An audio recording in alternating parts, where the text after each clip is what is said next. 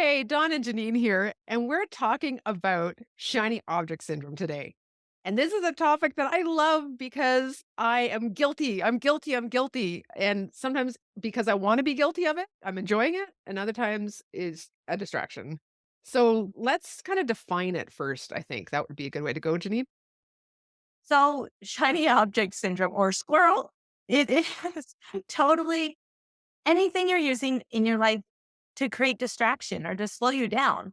And like you said, there can be positive things, but there's the more important thing is not to be, is this positive or negative, but to actually take a moment and realize when that's happening for you.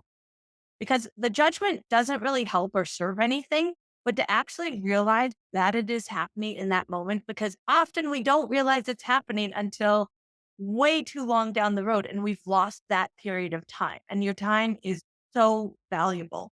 So if we can begin to become more aware of when it's starting to happen and when you're choosing that, then you can start to make a different choice. Yeah, and you can also start asking yourself, like, why, right? Why am I choosing this? What am I avoiding? What am I saying to myself? I know because I love talking about procrastination, that shiny object syndrome is one of those things that can look really good. Like, I'm taking a course, I'm learning more about this, getting more details from this expert on this area. I'm going to learn even more how to do this area. I'm about to launch this thing, but I just want to just finalize a few details and write this part, right? Just a few more things. And oh, I happened to get a copywriter email today from somebody and I'm going to use that. So I have to re-look at that because I think I'm going to change that sequence, right? We do it. And the reality is it's all procrastination and it's always better to take action over perfection. And so this is where shiny object syndrome, can't even say it, is something that gets in our way of moving the needle forward in our business. And actually, like you were saying, we can be there so long that we can spend years holding ourselves back and we could be so much further along if we would just let go and do the work without checking everybody else's opinion on how to do things. And I think the part that's very difficult, especially as someone who's like very bright and someone who's, I mean, everyone in this room, you've got a very active mind.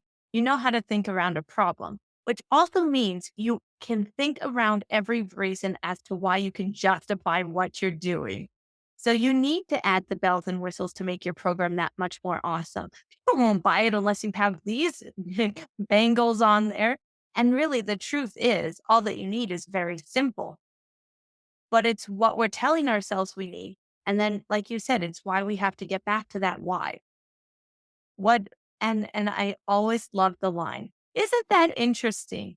So if we can look at it from a place of curiosity, there's no judgment. And you can say, isn't that interesting that I'm choosing this again? Or isn't that interesting that I am distracting myself with this?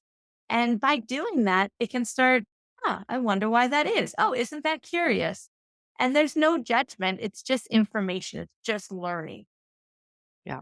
And I think the other nice thing too is you save money when you stop shiny object syndrome that you can then invest into your business in areas that will actually help you grow.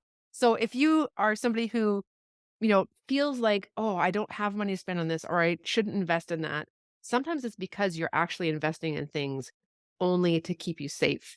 And this is an area that you can really look at when it comes to your financials in order to see, are you distracting yourself and it's taking money. Yeah. I'd love to know from you, Don. Is there a certain area that can like distract you every time? Yeah, absolutely. If there's anything that is design focused, like I could play with Canva all day long because I love it. I enjoy it.